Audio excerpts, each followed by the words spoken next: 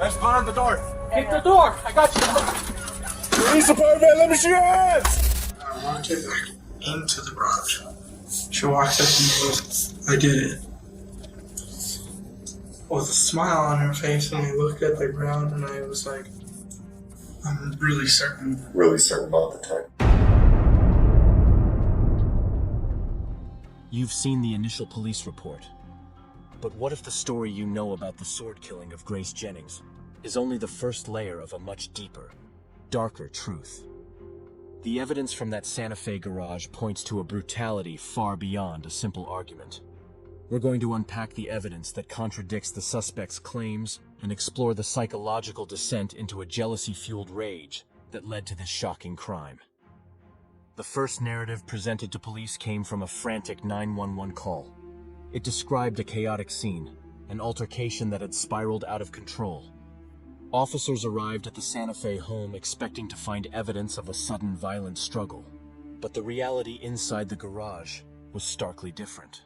The environment contradicted the story of a spontaneous fight. Instead, the scene suggested a grim and deliberate outcome.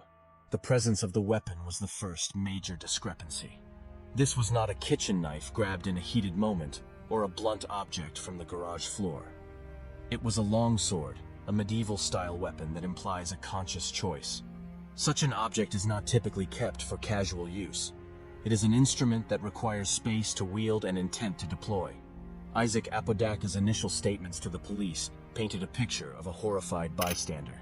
He claimed to have witnessed an event he was powerless to stop, positioning himself as someone who happened to be in the wrong place at an unimaginable time. The spatial dynamics of the garage, the precise location where Grace Jennings was found, and the specific nature of the injuries all pointed toward a confrontation that was sustained and intensely personal. The nature of the wounds indicated a level of force and repetition inconsistent with a single accidental blow. This evidence created a fundamental conflict with the idea of a brief, explosive argument. The sword itself became a central character in the investigation. Its very existence in the context of a domestic dispute raised immediate questions about premeditation. A forensic analysis of the injuries would later detail the angle and power behind the strikes. What does the selection of a sword reveal about the killer's state of mind? Its use transforms the act from a crime of passion into something more calculated. The weapon was a statement, and its presence shattered the initial narrative of a spontaneous fight gone wrong. This glaring inconsistency between the story told to police and the story told by the evidence became the investigation's focal point. It forced detectives to look past the surface and question the complex relationships between everyone involved that night. The garage was no longer just a crime scene. It was a puzzle box of contradictions to find the relationships between these three individuals. This was not a simple love triangle, but a tangled web of past romances and shifting alliances. Grace's decision to seek refuge in the garage on that final night originated from a separate argument with her fiancé. This choice, intended as a temporary solution to a personal problem, inadvertently placed her directly into the epicenter of a brewing storm. She entered a space that was not neutral territory. The garage represented the shared domain of Kiara and Isaac, making Grace's presence a significant intrusion. Text messages later uncovered by investigators revealed a pattern of communication between Kiara and Isaac that focused on Grace with an unsettling intensity. Their conversations oscillated between a strange obsession and open hostility, indicating a shared preoccupation that went far beyond casual acquaintance. She characterized Grace as the first person she ever loved and the first person she ever truly hated. This profound duality points to a deep emotional instability, a key factor that investigators would scrutinize to understand her state of mind. Such a stark contradiction within a single relationship suggests a psychological turmoil that could easily be manipulated or triggered. Isaac, for his part, maintained connections with both women. This position gave him a unique form of influence, acting as a pivot point between their conflicting emotions. Text messages indicate he was not dissuading Kiara, but encouraging her, using phrases that framed violence in transactional terms. This background of emotional manipulation and perceived betrayal provides the crucial context for what happened next. The stage was set not by chance, but by a deliberate cultivation of resentment. The garage was their territory. The hours Grace Jennings spent in the garage that night were a deceptive calm. Her presence, intended as a temporary refuge from a separate argument, became the catalyst for a plan that had been simmering for some time. Digital evidence reveals this was not a decision made in a single moment of rage. Text messages exchanged between Kiara McCulley and Isaac Apodaca that evening show a chilling level of coordination. In one exchange, Isaac asks, "What would you like me to do?" "Stab her." Kiara's response, "I don't know. I don't have the energy to do." "I don't know, man," suggests a discussion about the act of killing was already underway. The language implies a transactional consideration, not a spontaneous emotional outburst. This digital trail stands in stark contrast to the psychological defense Kiara would later present. During her interrogation, she introduced the possibility of dissociative identity disorder, describing multiple personalities she called Abby, Jinx, and others. She stated, "My best guess is that I have DID, but I'm not 100% certain." This claim created a fragmented narrative of the event. She alternated between asserting she had no memory, saying, "There's a chunk missing. There's a chunk missing. I don't understand," and suggesting other identities were in control. Whether this was a genuine psychological state or a strategic defense, it creates a profound contradiction with the physical reality of the crime. The act of killing someone with a sword is deliberate and visceral, requiring sustained physical action that seems incompatible with a dissociated consciousness. The planning extended beyond the act itself. Further text messages show discussions about the aftermath, specifically about cleaning up. One message asks, "What do we do about the mess?" The reply was, "We burn it, and I'll buy new blankets and bed." This conversation about disposing of evidence indicates forethought and a clear understanding of the consequences. It points to a shared intent to not only commit the act, but to conceal it. Isaac's attempt to later position himself as a helpless observer who merely returned to the garage to find the deed done becomes irreconcilable with his active participation in these text exchanges. He was not a bystander. He was a participant in the lead-up. Why did Grace remain in that garage? She stayed because she believed it was a safe haven. She was unaware that the people she turned to for safety had already begun plotting against her. The brutality of the killing, combined with the digital evidence of planning and cleanup, indicates this was the culmination of a shared intent. The night ended not with an argument, but with an execution, leaving investigators to untangle the sequence from cold evidence and deeply contradictory statements. Kiara McCulley pleaded guilty to aggravated second-degree murder and conspiracy, receiving a 30-year sentence. Isaac Apodaca rejected a plea deal, and his trial remains ongoing. These proceedings offer a form of legal closure, yet they cannot fully articulate the human capacity for such brutality. The case forces a difficult consideration of relationships built on control rather than trust. It reveals how jealousy, when weaponized by manipulation and emotional volatility, can escalate with devastating finality. The consequences extend far beyond the courtroom, leaving a permanent mark on all involved.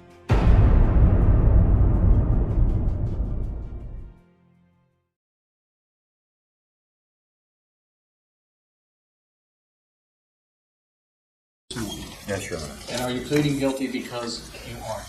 Yes, Your Honor. Mr. Mask, would you be kind enough to elicit a factual basis?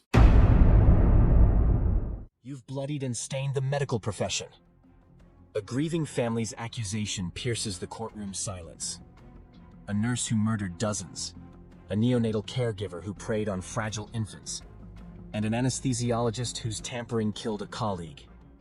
These are the chilling true crime stories of Charles Cullen, Lucy Letby, and Reinaldo Rivera Ortiz. Trusted to heal, they instead brought death, shattering lives and betraying the sacred oath of medicine. From a 16-year killing spree across hospitals to a neonatal unit turned nightmare, these cases expose the darkest corners of human betrayal. What drives a healer to kill? Can justice mend the wounds left behind?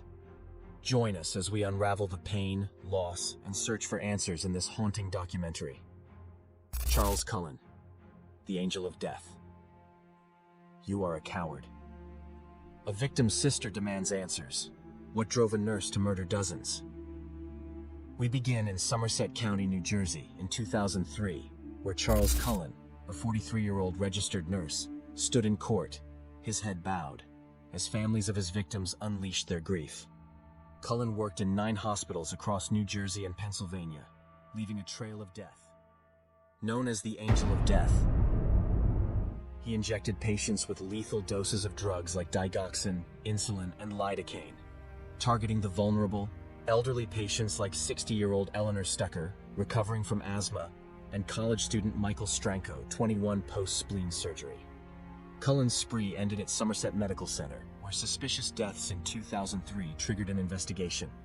He was arrested on December 12, 2003, charged with 1 count of murder and 1 count of attempted murder.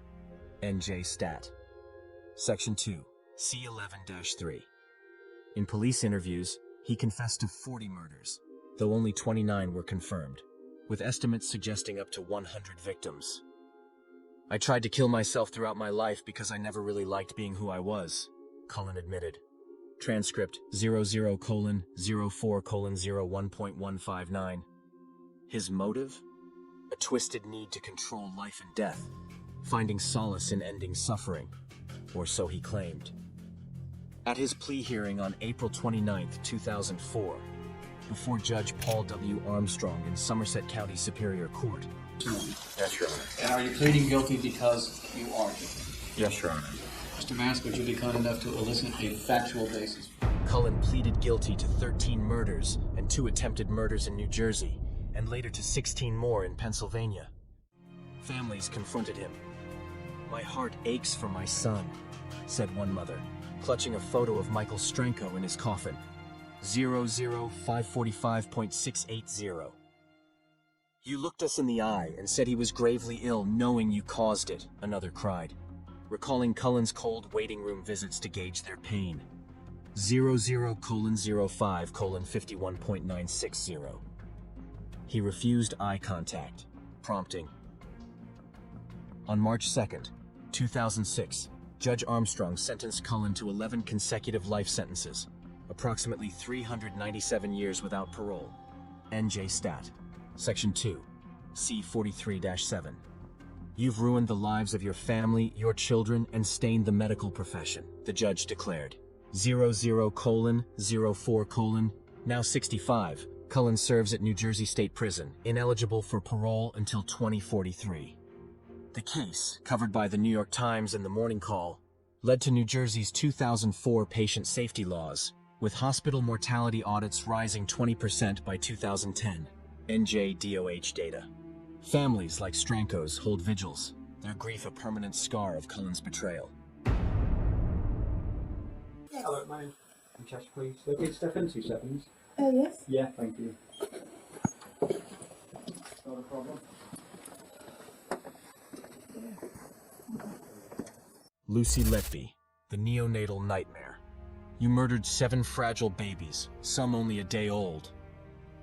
A judge's voice trembles with fury. What turned a neonatal nurse into a child killer?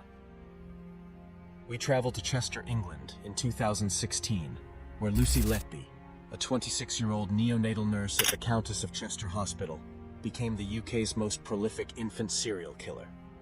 Between June 2015 and June 2016, she murdered 7 babies and attempted to murder 6 others, targeting the most vulnerable in the neonatal intensive care unit, NICU.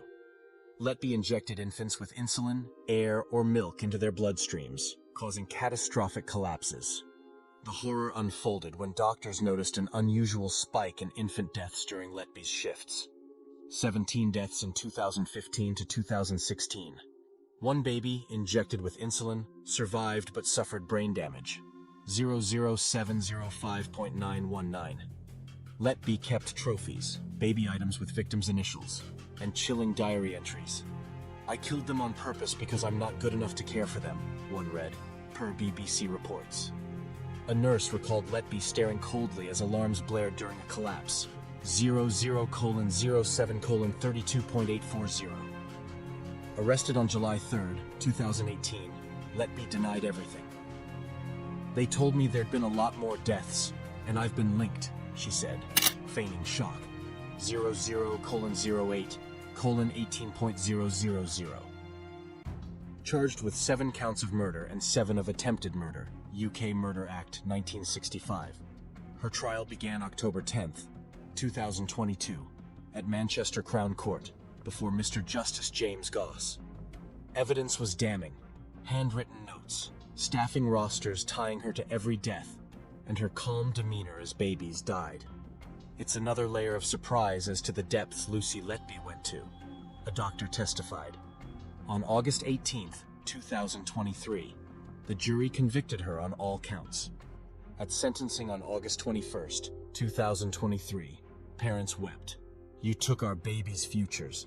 First steps, first words," one said, per The Guardian. "You are now to be sentenced for your crimes, Lucy Letby," Justice Goss declared. 00:08:41.760. She received 14 whole life orders, a rare sentence ensuring lifelong imprisonment. Now 35, Letby serves at HMP Low Newton. The case, reported by BBC and The Times, led to a 2024 UK inquiry into hospital oversight, with NICU protocols tightened. The infants' names remain private, their families forever broken.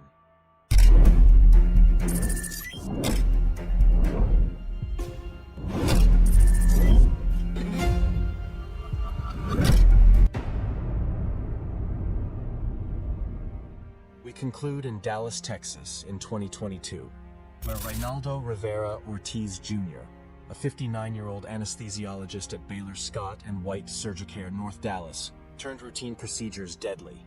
From May to August 2022, Ortiz injected IV bags with bupivacaine, lidocaine, and epinephrine, causing cardiac emergencies in 11 patients. One, Dr. Melanie Casper, 55, died after using a tampered IV to treat her dehydration at home on June 21st, 2022. Security footage captured Ortiz's methodical betrayal, exiting an operating room, glancing around, and placing a tampered IV bag in a warmer, 00:10:19.240. Suspicion grew after Casper's death, with autopsies revealing bupivacaine poisoning. Ortiz was arrested on September 14, 2022, charged with tampering with a consumer product resulting in death and intentional drug adulteration, 18 U.S.C. Section 1365. At his trial in April 2024 before Judge Yumi K. Lee in Dallas Federal Court, prosecutors revealed Ortiz's motive: revenge against colleagues after a 2018 malpractice incident threatened his license. He wanted to prove others were incompetent, Assistant U.S. Attorney John de la Garza argued, per AP. Ortiz's defense claimed no direct evidence linked him to the drugs, but footage and syringe residue were damning. On April 12, 2024, the jury convicted him on all counts. At sentencing, Casper's husband wept. "She was my partner, my light. You took her for nothing, Ortiz." Expressionless, received 190 years, 2,280 months, without parole. 00:11:02.600.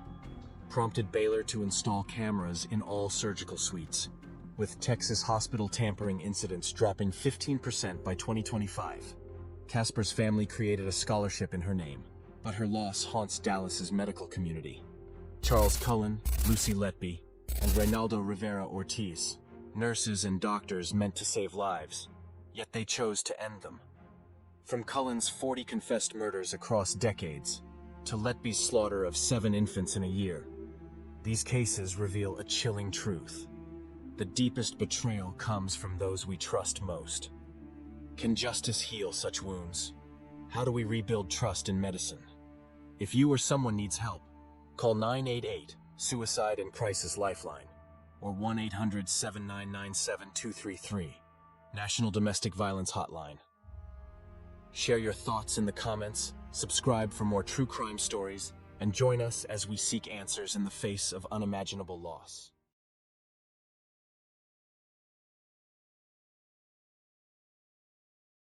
I'll blow your head off. Cop's 16-punch beating caught on dash cam. "Get out the car, or I'll blow your head off." The words explode from a police officer's mouth as his gun presses against 57-year-old Floyd Dent's temple, before the seatbelt even unbuckles. In the next 43 seconds of chilling dash cam footage, a routine traffic stop in Inkster, Michigan, turns into a nightmare of brutality. 16 closed-fist punches rain down on a defenseless black grandfather's head. A chokehold crushes his windpipe until he goes limp, and blood stains the January snow a violent red. This is the shocking true crime story of William Melendez, the veteran cop nicknamed RoboCop, and Dirty Harry, whose badge became a weapon of terror. Was this justice, or a racist rage unleashed under the color of law? Stay until the end.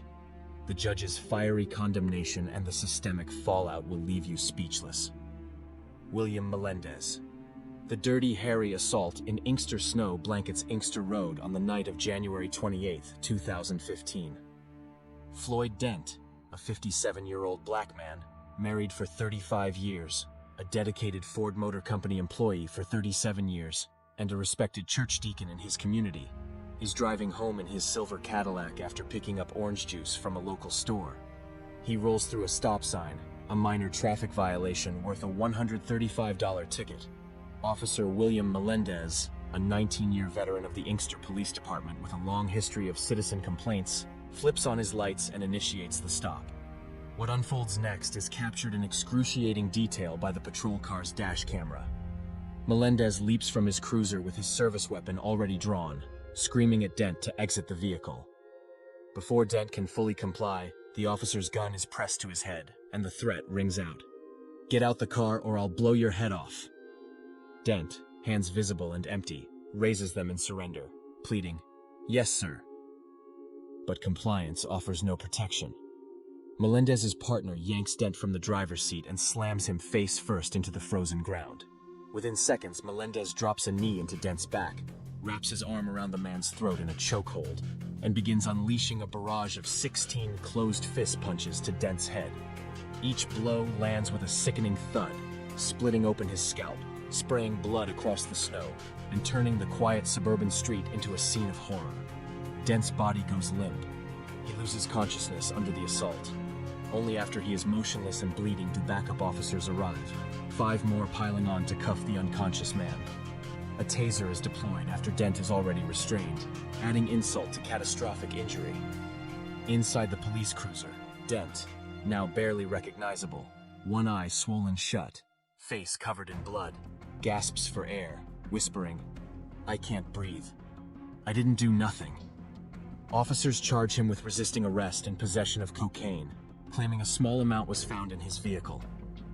But the dashcam footage tells a far different story. When Dent's attorney subpoenas the video, the Inkster Police Department refuses to release it until a federal judge intervenes and forces its disclosure. The footage explodes across local and national news, igniting protests and public outrage. Within 48 hours, the cocaine charge is dropped entirely. Lab tests confirm 0 drugs in Dent's system or vehicle. The evidence, it seems, was either planted or fabricated. Arrested and stripped of his badge, Melendez is charged with 2 felonies: misconduct in office under Michigan, Comp Laws, Section 750.505, and assault with intent to do great bodily harm, less than murder under Michigan, Comp Laws, Section 750.84. His trial begins in October 2015 in Wayne County Circuit Court before Judge Vonda R. Evans. Floyd Dent takes the stand, his voice trembling as he recounts the terror. He said, "Get out. I blow your head off." I said, "Yes, sir." Then, boom, boom, boom. I thought I was gonna die right there in the snow. He describes the lasting trauma that haunts him daily. "I can't remember my grandbaby's names no more. Takes me 15 minutes to recall what somebody just told me. Every time I hear a siren, I panic, like I'm back on that ground." Prosecutors present the dashcam video in slow motion, frame by frame, proving Dent's hands were raised in surrender when the first punch landed. There was no resistance, no threat, no justification.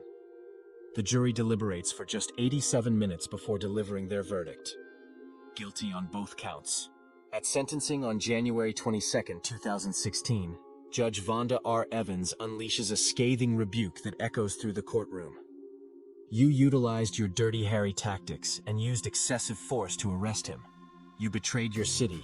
You caused your lovely wife heartache, and you caused Mr. Dent severe anguish. This was not law enforcement. This was assault with a badge. Melendez, standing before the bench with a cracked voice, offers a hollow apology. To Mr. Dent and his family, I am truly sorry. That was not my intention. But the judge is unmoved. She sentences him to 13 months to 10 years in the Michigan Department of Corrections, revokes his pension, and imposes a lifetime ban from law enforcement. In 2017, Dent wins a $1.3 million civil settlement from the city of Inkster, a financial acknowledgement of the devastation wrought in under a minute. Melendez serves exactly 13 months at Parnell Correctional Facility and is released in 2017. Now 57 years old, he lives in obscurity in Metro Detroit, his career and reputation in ruins. The case, extensively covered by the Detroit Free Press, MLIVE, and national outlets, triggers sweeping reforms. The Inkster Police Department disbands its narcotics unit, and Michigan passes Public Act 85 of 2017, mandating body cameras for all officers statewide. Dent uses his settlement to establish Floyd's Place, a youth community center in Inkster, dedicated to mentoring at-risk kids and preventing the cycle of violence. But for Dent, the scars run deeper than policy changes. He never drives again. Every police siren triggers a flashback. Every mirror reflects the face that took 16 punches in 43 seconds. William Melendez swore an oath to protect and serve, but on a snowy night in Inkster, he became the predator. From the gun pressed to Floyd Dent's head, to the 16 punches that stole his sense of safety, to the courtroom where a judge declared his actions a betrayal of everything law enforcement stands for, this case lays bare a terrifying truth. When power goes unchecked, a badge can become a weapon. Dent's blood on the snow sparked a movement for accountability. But his pain is a reminder that justice delayed is still justice denied. How many more Dirty Harry moments went unrecorded? How do we rebuild trust when the system fails the very people it's meant to protect?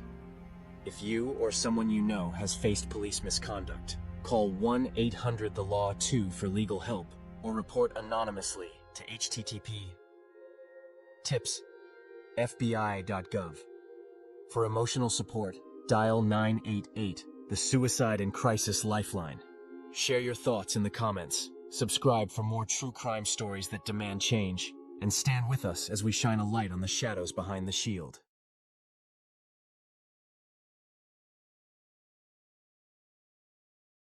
Matthew Johnson is not missing.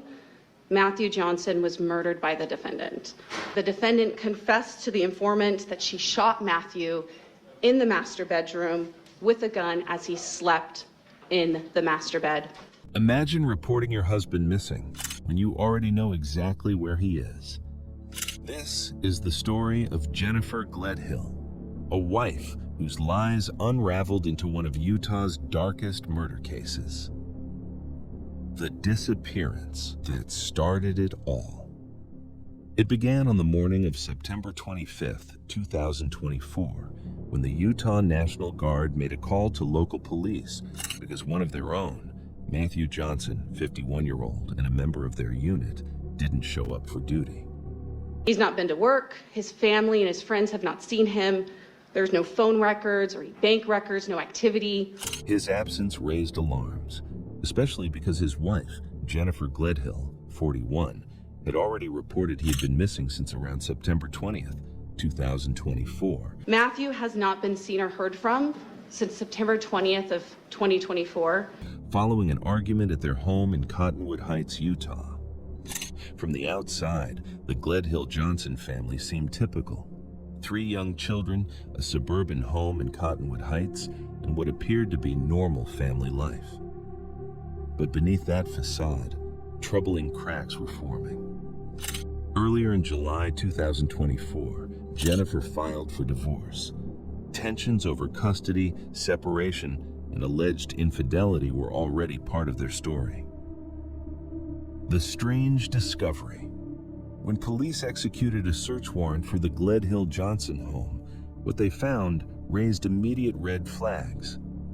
In the master bedroom, they discovered a brand new mattress bought mere days after Matthew's reported disappearance. They found reddish-brown stains on walls, blinds, bed frame, and carpet beneath the bed. Is a cutout from that rug. Now, the location of that blood stain is consistent where Matthew would sleep. The wall behind the bed was marked by a heavy dose of bleach. In fact, a circular stain on the bedroom floor under the head of the bed tested positive for human blood. Added to this, Jennifer's phone, GPS data, and surveillance video all pointed to movements and behavior inconsistent with someone whose spouse simply left. For example, data placed her vehicle at a gas station car wash where she thoroughly cleaned the vehicle on September 22, 2024, a day tied to the timeline investigators believe the murder occurred. The affair and the confession. Investigators uncovered that Jennifer was having an extramarital affair. A confidential informant, the man she was reportedly seeing, told police that on the night of September 22, 2024, Jennifer came to his home visibly upset and made a confession that wired investigators into action. According to his statement, Jennifer said that on September 21, 2024, while Matthew was asleep in their bed, she shot him in the head with his own 9mm Glock handgun. She then wrapped his body, hid it in a rooftop storage container, slid him down the stairs of their home, loaded him into her minivan, drove north, dug a shallow grave, and buried him. She also confessed that she loaded Matthew's body into a rooftop storage container, slid him down the stairs, and loaded him into the back of her minivan. She confessed that she took Matthew's body north, dug a hole, and buried him in a shallow grave. She told the informant bruises on her arms and legs were from moving Matthew's body and cleaning the house. She admitted to smashing his phone and hiding his vehicle in a nearby neighborhood. She confessed that she smashed Matthew's cell phone and hid his truck in a neighborhood near the house. He recorded the conversation and later gave those recordings and screenshots. In fact, some of the new evidence the state has are videos taken that night of the defendant and Matthew arguing in the master bedroom. To police, one chilling quote reportedly from Jennifer during a follow-up call. He is. He's not a person. He wasn't a person anymore. He wasn't Matt. Arrest and charges. On October 2nd, 2024, Jennifer Gledhill was arrested and taken into custody without bond. On October 15th, 2024, the Salt Lake County District Attorney's Office formally filed 9 felony charges against her.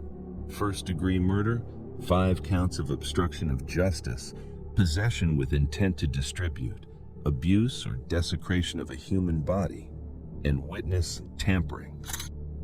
The body of Matthew Johnson remains unrecovered, a fact that complicates the legal and emotional landscape of the case.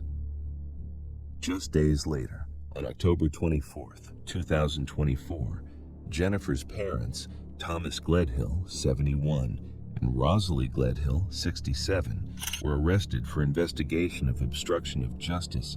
Police allege they helped clean up the crime scene, purchase a new mattress for Jennifer's home after the incident, and otherwise assist in hiding evidence. A new mattress on the master bed, a smell of bleach in the house, fresh wipe marks from the cleaning on the wall behind the master bed, and blood found in the carpet underneath the master bed and on the slats of the master bed. In February 2025, Judge Adam Mao ordered that Jennifer stand trial. She waived her right to a preliminary hearing and pleaded not guilty to all charges.